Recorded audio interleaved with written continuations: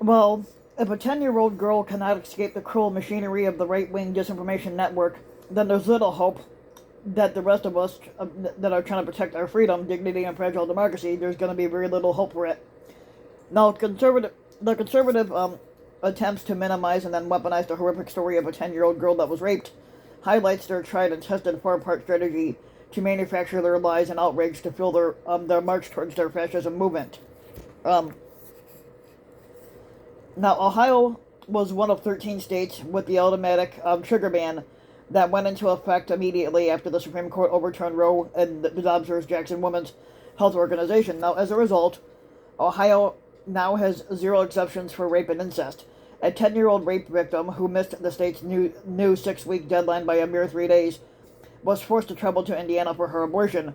Now, earlier this month, the girl's alleged rapist, Gershon Fuentes, was arrested and charged with first-degree felony rape. Um, Now, one would assume this sordid story would force most Republicans to pause in horror and reflect on the brutal consequences. Unleashed by the court taking away the constitutionally protected right to abortion. Now, how would they feel if this was their daughter, wife, or a loved one? Would they want to force an innocent girl to endure unnecessary trauma by carrying the rapist's child? Could they at least create exceptions for rape and incest, which abortion is supported by 69% of the Democrats, and which also includes 56% of the Republicans? At the very least, this story should open them up to empathize with this young girl's dilemma, right? Nope.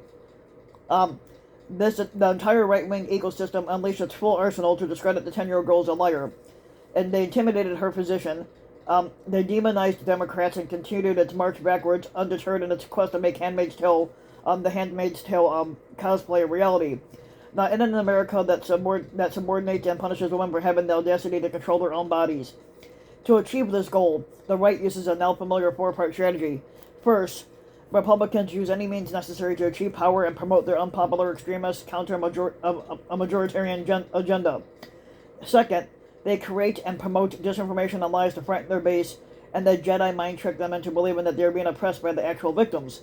Now, third, they create a specific villain, and they target them, and then they attack them through scapegoating, smearing, and intimidation. And fourth, they never apologize or back down once their lie has been exposed, but instead they double down, and in times of doubt, they always pivot towards racism and fear-mongering. Now, to illustrate this strategy, look no further than the GOP's rationalization of the January 6th Klan insurrection and their embracing of the big lie, which gave them the successful blueprint to promote their hateful anti-abortion policies. Now, first, Donald Trump deliberately promoted lies and conspiracy theories about election fraud conducted by Democrats instead of accepting his loss. He unleashed a premeditated, coordinated strategy to engage in a failed coup, which eventually resulted in thousands of his sycophants overtaking the U.S. Capitol in an effort to overturn a free and fair election. Now, to get to the point of this, and it goes back to the 10-year-old girl. The 10-year-old rape victim has to cross state lines for an abortion. Now, look to the GOP's 4-decade effort to kill Roe v. Wade. The Republicans finally got their wish by packing the Supreme Court with right-wing extremists in black robes that were handpicked by the Federalist Society. Now, Senator Moscow Mitch stole Merrick Garland's seat by refusing to hold a confirmation hearing, citing the need to wait until the 2016 election. Then he went against his own bullshit precedent and bum-rushed Justice Amy Coney Barrett and the rapist Brett Kavanaugh onto the Supreme Court after millions of votes had already been cast in the 2020 election. That's how they got a right-wing majority to dutifully overturn Roe, which led to Republican-controlled states imposing draconian laws that are punishing women and their health care providers. Now, second, the right-wing media ecosystem continues to amplify the big lie and fuel conspiracy theories, which has since resulted in the majority of the GOP voters falsely believing that Biden was not fairly elected. Now, more than 100 Republicans who have won their recent primary support the big lie, and it has transformed into a maggot litmus test for aspiring GOP candidates. Now, similarly, both Foe and the Wall Street Journal had used their platforms to discredit the story of the 10-year-old rape victim. One of the racist pieces of shit that's on Foe, the host Jesse Waters had referred to it as a hoax that, according to him, follows a pretty dangerous pattern of politically timid disinformation by Democrats. On his top-rated cable news show, the racist piece of shit fucker Carlson said politicians are lying about the story. Maggot politicians like Representative Jim Jordan tweeted out that the story was a lie, and Ohio Attorney General Dave Yost called it a fabrication, and Foe labeled it the Biden abortion story. Now, however, this story has nothing to do with Biden, but the story is true. The 10-year-old girl had to get an abortion because she was raped and she was carrying the rapist's child. So the young girl was actually raped. She was forced to travel to another state for her abortion. Instead of owning up to their lie and apologizing, instead the right wingers implemented their third part of the strategy by targeting a manufactured villain. In the maggot world, the killer Kyle Rittenhouse and Michael Flynn, they're rebranded and exalted, while actual heroes are ignored, ridiculed, or dismissed. This includes the Capitol Hill police officers, election workers, like Lady Ruby and her daughter, and the fellow Republicans who didn't go along with the big lie, such as Rusty Bowers, Speaker of the Arizona House of Representatives.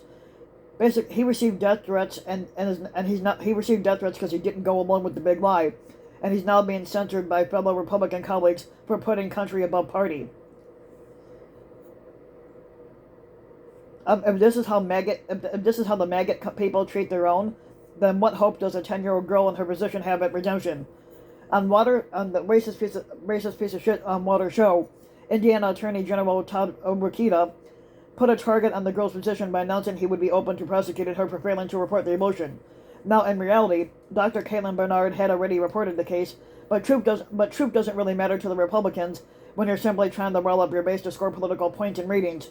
Now, earlier this week, Dr. Bernard announced she was thinking about suing Rokita for defamation. Now, sadly, this isn't Dr. Bernard's first rodeo with right-wing extremists.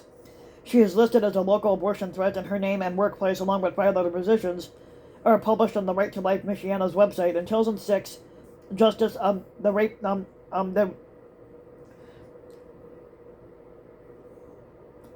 2006, the Supreme Court Justice Amy Coney Barrett, then a law professor, signed a two-page paper and published by the extremist anti-abortion group that referred to Roe as barbaric and defended the right to life from fertilization to natural death. Now, last year, Dr. Bernard testified that she was forced to stop providing the first trimester abortions at a South Bend, Indiana clinic after she was warned about kidnapping threats against her daughter. Now, eventually, the modern right-wing movement can never apologize, they can never own up to its mistakes, and they never back down. Now, humility, grace, and decency are perceived by the base as signs of weakness. Instead, they ratchet up the lie, they amp up the terror, and they add more villains to the base. Now, for example, despite numerous election audits supporting Biden's victory, and even loyal Trump sycophantic inbreds, such as the former Attorney General Bill Barr, they affirmed that in the 2020 election results, the GOP has instead chosen to feed its base the big lie.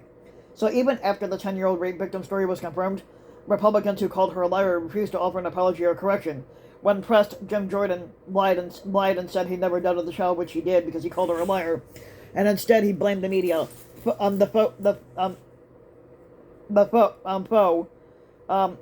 Foe basically said they didn't correct the story for their audience, but instead decided to engage in their usual xenophobia by attacking the alleged rapist's immigration status. After previously saying the story wasn't true, the racist piece of shit Carlson, playing to his racist base, pivoted and said the obvious headline here was not about abortion. Yes, it was. It was about the crime committed against a child. Who raped a 10-year-old girl? His answer that he gave on his show was an illegal alien.